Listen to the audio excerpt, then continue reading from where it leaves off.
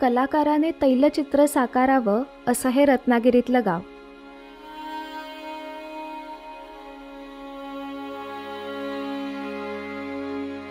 या गावाला छोट्या छोट्या हिरव्यागार डोंगुर्ल्यांनी कुशीतच घेतलंय.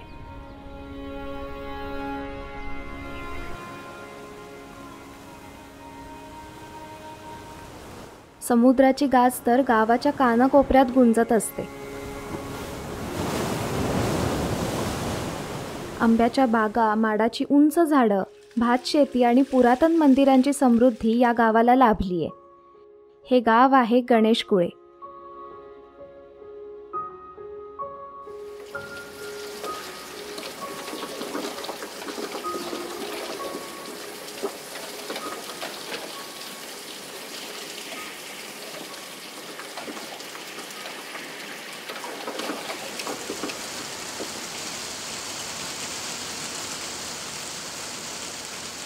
पावसाच्या आवाजानं मला जाग आली आणि वरती बघते तर काचेवरती असे पावसाचे टपोरे थेंब पडत होते. अशी छान प्रसन्न सकाळ झाली माझी. हे 125 वर्ष जुनं घर आहे आणि खूप सुंदर रिस्टोअर केलं आहे. मी आवरते आणि तुम्हाला हे घर दाखवते. इथं राहताही येतं.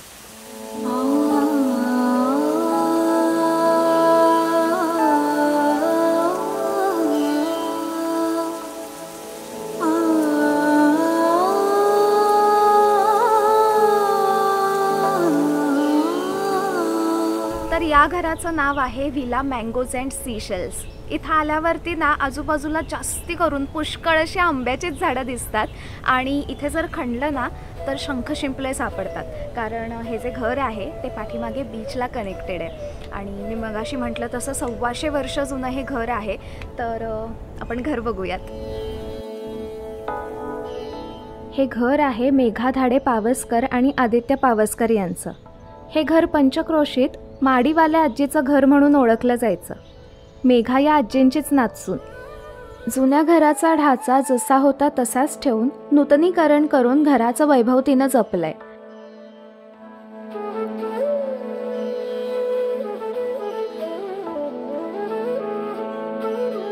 घरामध्ये आल्यावरती सुरुवातीला मला दिसली पडवी आणि ओटी. पडवी अशी प्रशस्त आहे, झोपाळा आहे बसायला, तिकडे टेबल खुर्ची आहे आणि सुंदर सुंदर पेंटिंग्स आहेत. गप्पा मारायला, रेंगाळायला मस्त वाटतं इथे. सो आता या घराचे जे वासे आहेत, हे वासे 125 वर्ष जुने वासे आहेत आणि हे जेव्हा बांधकाम चालू होतं या घराचं, तेव्हा या घराचं सगळं मटेरियल ही सगळी बर्माहून आलेली लाकडं, बर्मा टीक जो आहे तो बोटीतनं सगळा इकडे आला आहे. म्हणजे विचार कर, जेव्हा ट्रेन नव्हत्या किंवा फ्लाईट्स नव्हत्या किंवा दळणवळणाचं एकमेव साधन कोकण रेल्वे तर आता कुठे आली आहे. काही वर्षांपूर्वी मी असं ऐकलं आहे म्हणजे माझ्या सासूबाईंकडनं की एकदा कधीतरी खूप गावात असा मोठा पूर आला होता आणि बाकीची सगळी छोटी घरं वगैरे वाहून जायला लागली होती. तेव्हा या घराचा आसरा संबंध गावाने घेतला होता. घरामध्ये 3 बेडरूम आहेत. 2 बेडरूम खाली आहेत आणि एक वर आहे. एकदम कोझी वाईब आहे बेडरूमची आणि अत्यंत देखण्या कम्फर्ट देणार आहेत. बाथरूमची रचना ही जास्त प्रकाश येईल, उजेड राहील अशी केली आहे. छान फ्रेशनेस जाणवतो.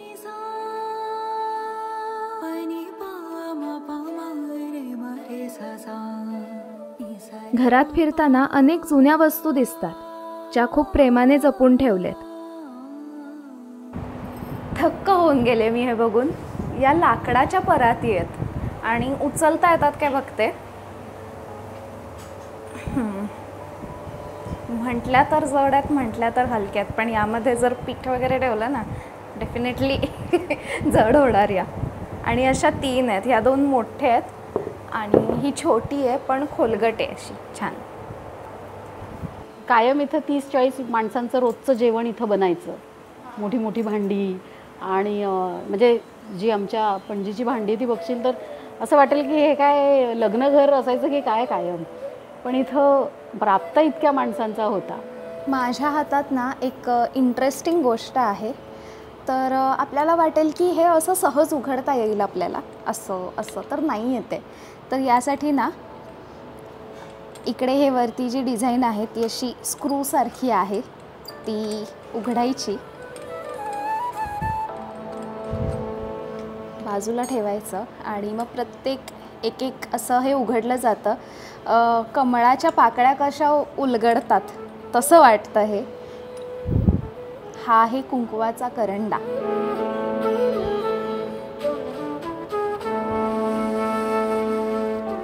आणि जिना चढून आल्यावर माडीवरती आहे बेडरूम। अशी आहे बेडरूम, इथे आम्ही राहिलोय।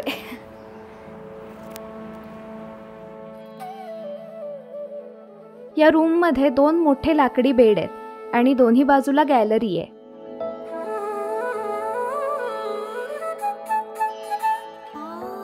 आणि ही गॅलरी आहे पुढच्या साईडची।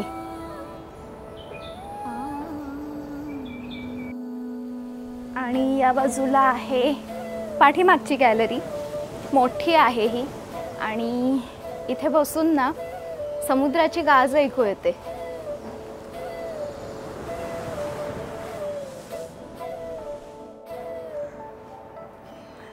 आणि हा माझा घरातला फेवरेट भाग आहे, ॲटिक। जुन्या घरांमध्ये ना माळा असायचा, अडगळीची जागा असायची ती। तर इथे काय केलं या घरामध्ये, तर माळ्याचं या रूपांतर केलं या सुंदरशा ॲटिकमध्ये। घराच्या मागच्या बाजूला आहे डायनिंग एरिया आणि त्याच्या मागे आहे माडाची बाग।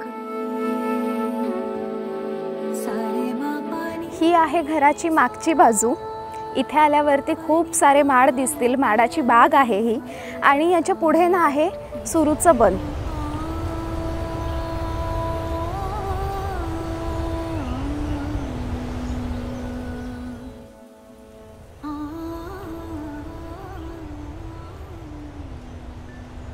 एक मिनिट मी सुरूच्या बनातून चालले आणि पोहोचले गणेशगोळ्याच्या किनाऱ्यावर।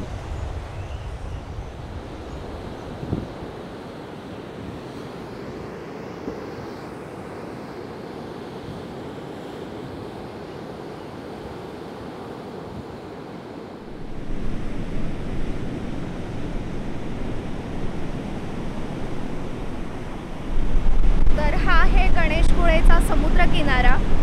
आत्ता उधाणलाय समुद्र, मी इथं संध्याकाळी येणार आहे खरं।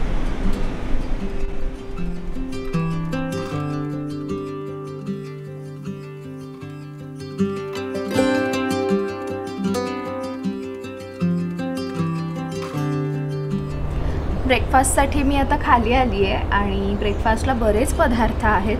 फ्रूट्स आहेत भरपूर, उपीट आहे, उपीटमध्ये मटार आणि गाजर दिसतंय, यम्मी असणार आहे डेफिनेटली। आणि ऑमलेट आहे, घावणेसुद्धा येत आहेत। ते कसे गरम गरम मजा येते ना खायला घावण्यांची, तर ते गरम गरम नंतर सर्व करतील।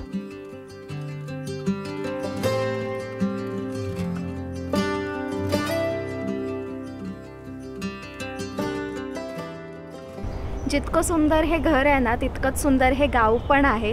तर मी ठरवलं आहे की एक छानसा ट्रेक करून यायचा। सो हे मी माझे ट्रेकचे कपडे छान घातलेत आणि रेडी झाली आहे या गावाची सफर करायला। तर निघूयात आपण। आणि आमच्यासोबत इथले उमेश लाड आहेत, त्यांना मास्तर म्हणतात। तर ते या गावचे आहेत आणि या गावाची सफर ते आम्हाला करवणार आहेत आणि एक ट्रेकसुद्धा आम्ही मस्तपैकी करणार आहे। या गावातून नुसतं फिरणंही मनाला आनंद देतं, निवांत करतं। वाटेत पक्ष्यांचे आवाज कानावर पडत होते। तिथे मला 1 नाही 2 नाही चिक्कार सुगरण पक्षी दिसले आणि त्यांची खास घरटीही दिसली।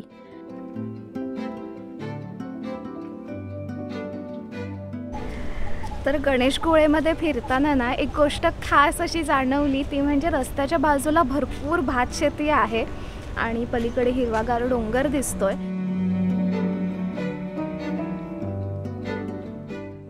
गणेशगोळे गावात भातशेती आहे, हिरवेगार डोंगर सभोवती आहेत, पुष्कळ माडाची आंब्याची झाडं आहेत, शिवाय समुद्रही आहे। हे असं गाव आहे जिथे फिरताना सगळेच लँडस्केप्स दिसतात।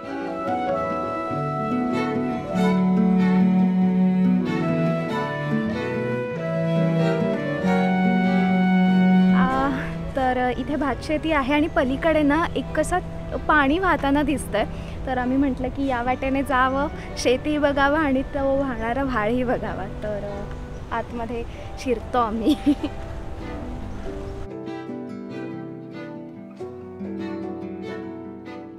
बांधावरून चालताना पाण्याचा मंजूळ आवाज कानी पडू लागला.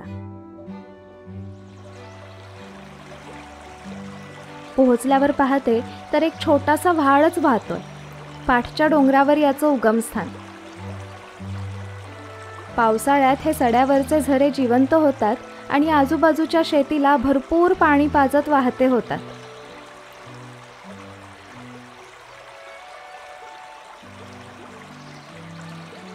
या छोट्या छोट्या व्हाळात उतरावं, पायाला पाण्याचा गार गार स्पर्श होऊ द्यावा आणि पाण्याचा खळाळ ऐकावा.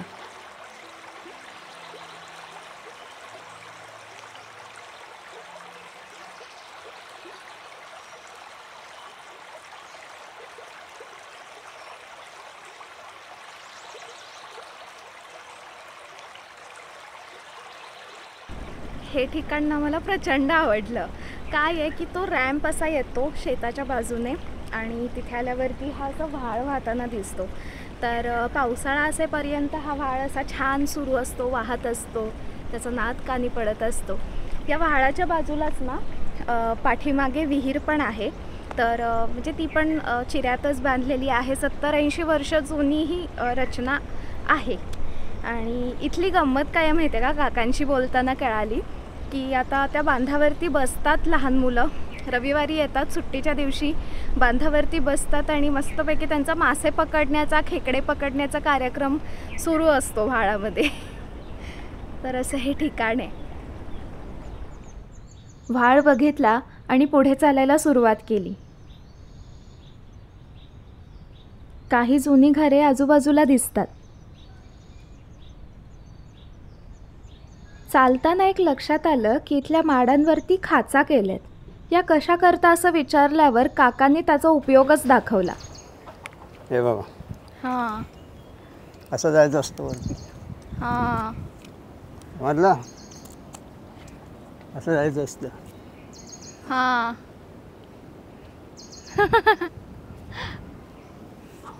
तसंच परत खाली यायचं, तेच पावलं त्यात ह्याच्यात टाकायची.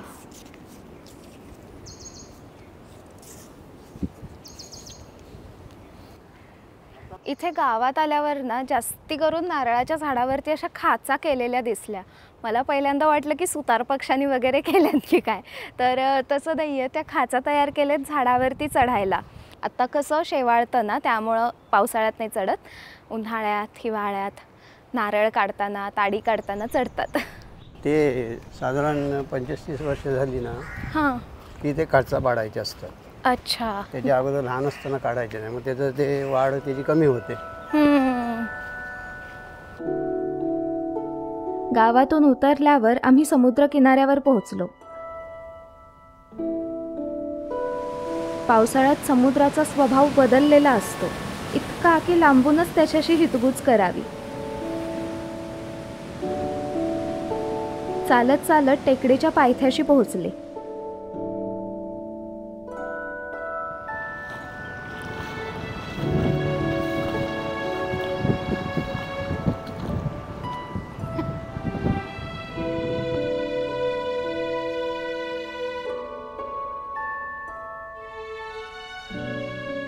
करवंदीच्या जाळीचं, बांबूचं बहुतांश जंगल आहे. गुरांनीच तयार केलेल्या या वाट आहेत.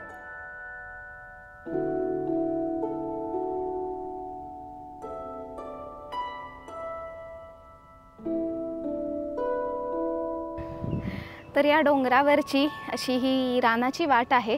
ती रानाची वाट पार करत आम्ही इथे आलो आणि इथे हा डोंगराचा असा चढ दिसतोय आणि सगळं असं जांभ्याचंच आहे हे.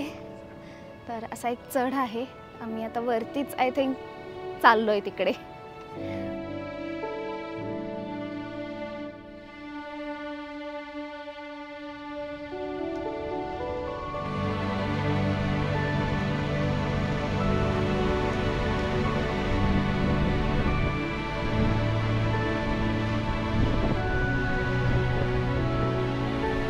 पावसाळ्याच्या दिवसात समुद्र रौद्ररूप धारतो.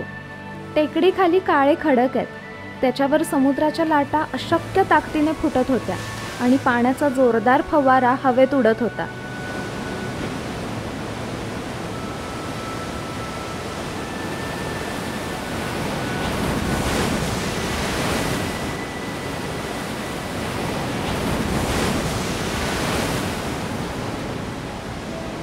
टेकडीवर बसले आणि हा उधाणलेला समुद्र डोळ्यात साठवला.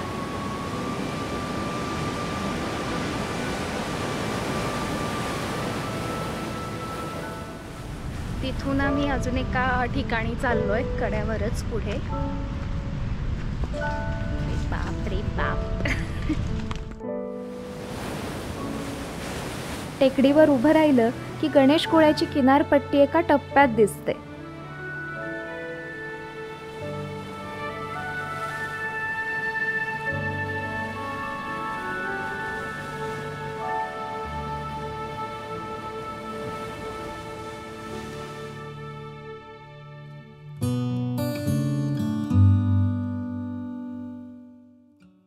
आम्ही परत आलो.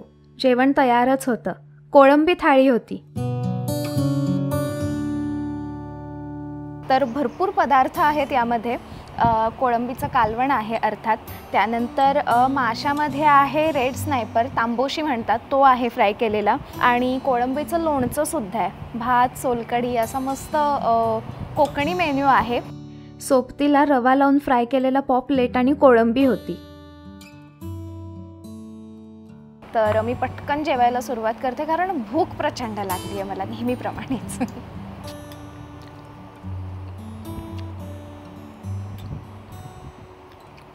तांबोशी ट्राय करते मी.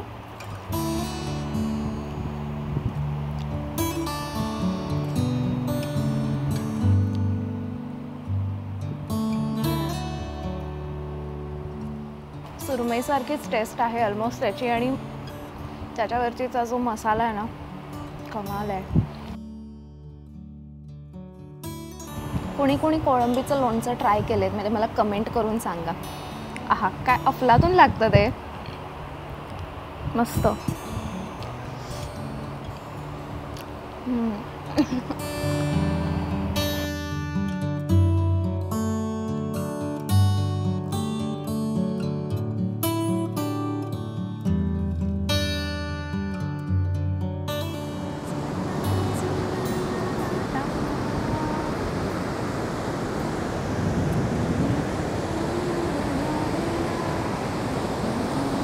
पावसाळ्यात समुद्रकिनारा हा असा असतो.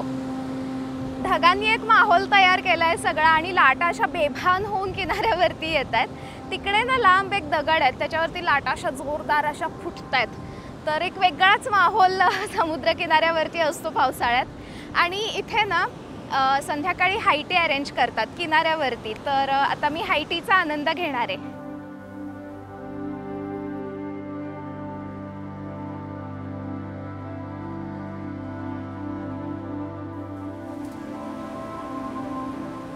समुद्राची गाज ऐकत चहा पिण्यात एक वेगळीच मजा आहे. समोर अथांग दरी आहे, उधाणलाय चांगला. क्षितिजावरून एकच मोठा काळा ढग येताना दिसला. पुढच्या काही दिवसात पाऊस चांगला येणार आहे असा निरोपच घेऊन आलेला तो.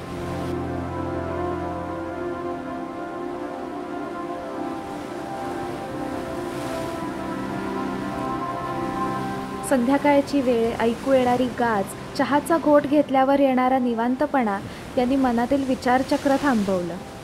चहा कुकीज, चहा भजी खात वेळ कसा गेला समजलंच नाही.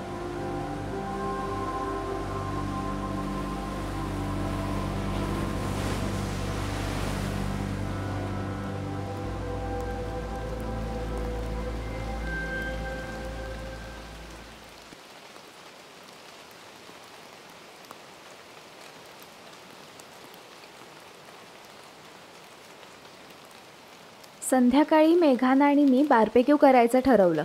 एक नवीन मासा मला ट्राय करायला मिळाला. याचं नाव थालाप्पा.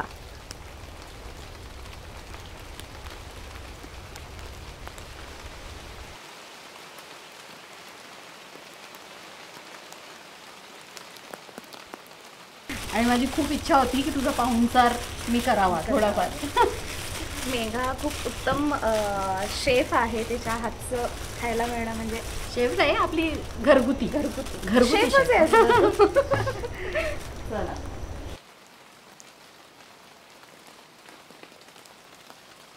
सोबतच चिकन आणि बटाटा बार्बेक्यू केला होता.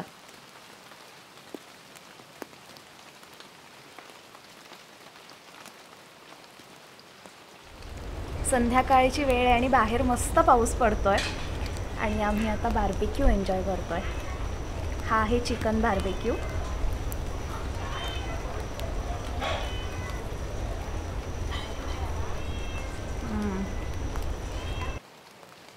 आणि थोड्या वेळात मासाही तयार झाला. किती मऊ आहे आणि मस्त तो बार्बेक्यू झाला ॲक्च्युली.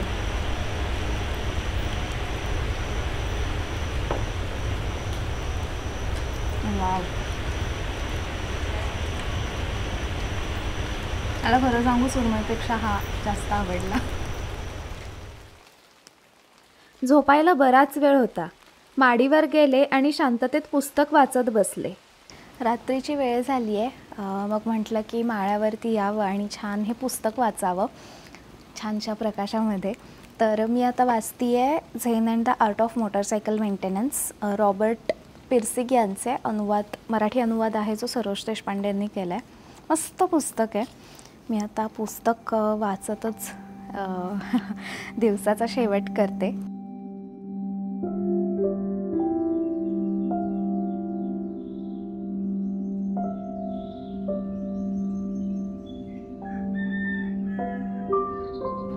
Good morning. हा आहे नवीन दिवस.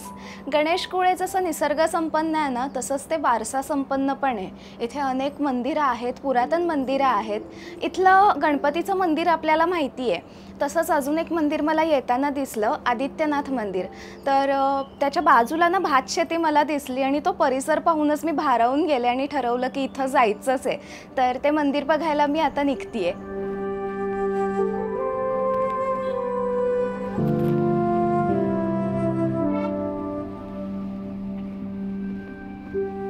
आदित्यनाथ मंदिराच्या जवळ मी पोहोचलेली आहे आणि इथे आल्यावरती स्वागतच या व्हाळानी झालं आणि बाजूला भातशेती आहे. तर अशा सुंदर वाटेनं मी आता मंदिराकडे जाते. भातशेतीच्या दिवसात अलीकडे ट्रॅक्टर मशीनचा घरघर खडखड आवाज कानावर पडत असतो. इथं मात्र शांतता होती. फक्त बैलांच्या खुरांचा आणि चिखल घुसळण्याचा आवाज येत होता.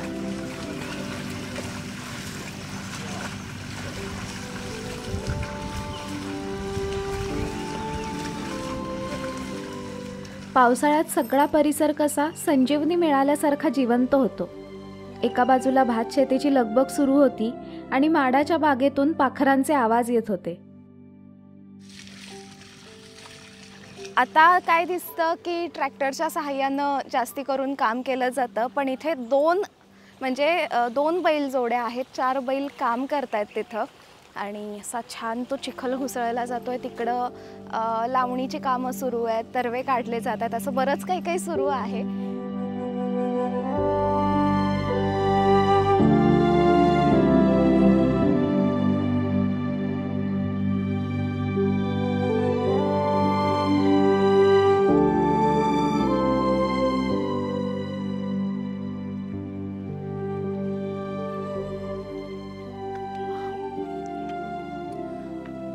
आत गेल्यावर 2 कौलारू मंदिरं दिसली.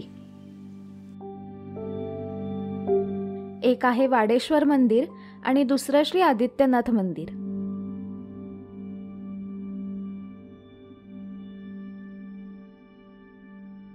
दीपमाळ आणि एक विहीरही या आवारात आहे. काय सुरेख परिसर आहे या मंदिरांचा.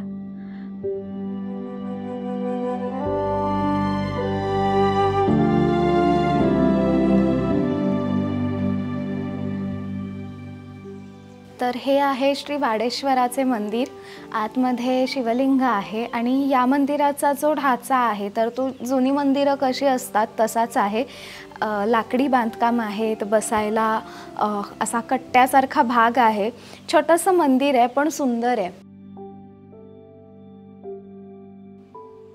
आदित्यनाथ हे या गावाचे ग्रामदैवत.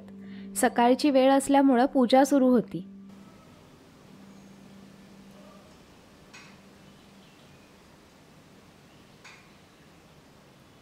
इथल्या गावकऱ्यांकडून मंदिराविषयी माहिती कळाली. 1336 का 36 साल असा होता वरती चुन्यामध्ये लिहिलेला पूर्वीचं, म्हणजे चिऱ्यावरती 1336. आणि जीर्णोद्धार केला 1686ला. अच्छा, संभाजीराजांच्या काळात. अच्छा, हां हां हां. त्यावेळेस ती 3 मंदिरं बांधली. हाही 3 मंदिरं गेली. आमच्या गावातलं एक आदित्यनाथ मंदिर, सूर्य मंदिर, खाली लक्ष्मीनारायणाचं आणि पावसला विश्वेश्वराचं.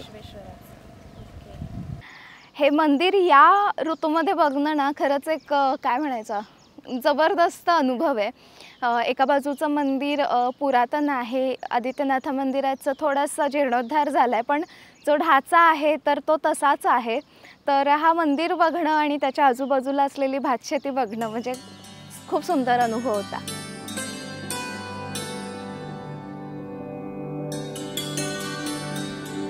तिथून गेले गणेश पुळ्याच्या मुख्य मंदिराकडे, गणेश मंदिराकडे.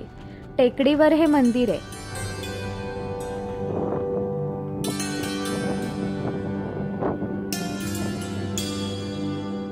हातपाय स्वच्छ धुतले आणि मंदिरात प्रवेश केला.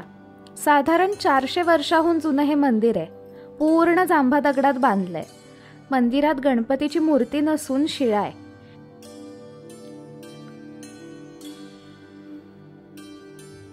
या गणपती बाप्पाचा आधार गलबतवाल्यांना वाटायचा, त्यामुळे या गणपतीला गलबतवाल्यांचा गणपती म्हणतात. या गणपतीची एक आख्यायिका अशी आहे की या गणपतीच्या नाभीतून आधी पाण्याची संततधार व्हायची. एके दिवशी हे पाणी वाहणं बंद झालं. मग गणपतीनं गुळ्याहून पोळ्याला स्थलांतर केलं. त्यानंतर गोळ्याचा गणपती पोळ्याला गेला अशी म्हण प्रचलित झाली. एका कड्यावरती हे गणपतीचं मंदिर आहे आणि दर्शन घेऊन बाहेर आले आणि बाहेर आल्यावरती असा नजारा दिसला. तिकडे नारळाच्या बागा दिसत आहे. तिकडे सगळं जंगलाचाच भाग आहे आणि आता सगळं हिरवंगार झालं आहे आणि इतका छान वारा येतोय ना इथे, खूप छान वाटतंय.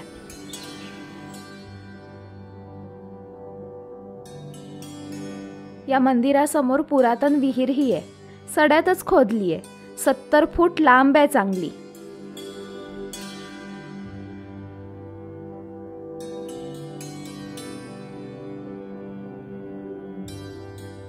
मी या मंदिरामध्ये आधी येऊन गेली आहे. तेव्हा उन्हाळा होता. उन्हाळ्यात वेगळं चित्र होतं. त्यावेळेसच ठरवलेलं की पावसाळ्यात इथं यायचंच आहे आणि आता पावसाळ्यात आली आहे तर असा मस्त नजारा आम्हाला बघायला मिळाला. कमाल आहे हे मंदिर. गणेशकुळ्यात अजून एक मंदिर आहे, आवर्जून बघावं असे, लक्ष्मीनारायणाचं मंदिर.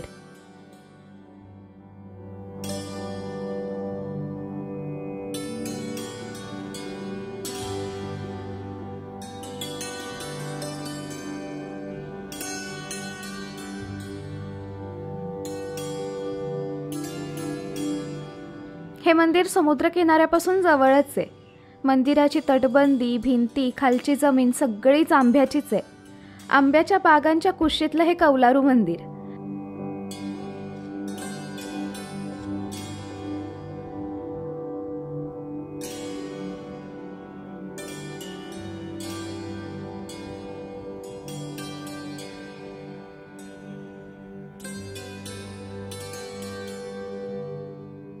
मी आता गणेशकुळ्याच्या एका कोपऱ्याला आहे आणि इथे हे पुरातन मंदिर आहे आणि याची रचना जर बघितली तर ती लाकडांमध्ये केली आहे. इथल्या लाकडी तुळ्या आहेत त्या बघण्यासारख्या आहेत. लक्ष्मीनारायण मंदिर आहे आणि इथे दीपमाळा आहेत चिऱ्याच्या. शिवाय तिकडे एक विहीर आहे. इथल्या विहिरींची मी एक खासियत सांगते. आपल्या आशा असतात म्हणजे जमिनीच्या वरती एक साधारण 2-3 फूट असतात, पण इथल्या ज्या विहिरी आहेत ना त्या अशा जमिनीत आहेत अशा वरती नाही आहेत, जमिनीतच आहेत आणि खूप सुंदर आहे. मगाशी आपण आदित्यनाथाचं मंदिर बघितलं तर त्या मंदिराच्या भोवताली भातशेती होती. या मंदिराच्या भोवती आंब्याच्या बागा आहेत.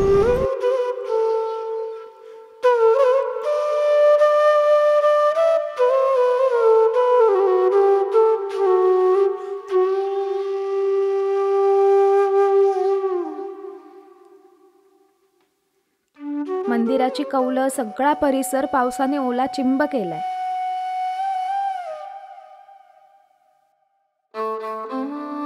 या मंदिराच्या बाजूलाच महादेवाचं मंदिरही आहे.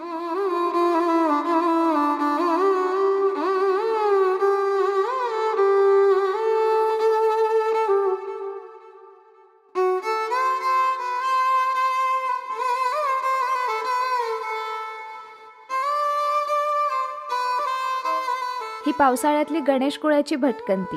विला मँगोज अँड सीशेल्सचे डिटेल्स खाली डिस्क्रिप्शन बॉक्समध्ये आहेत. नक्की बघा. भेटू पुढच्या भटकंतीत. बाय.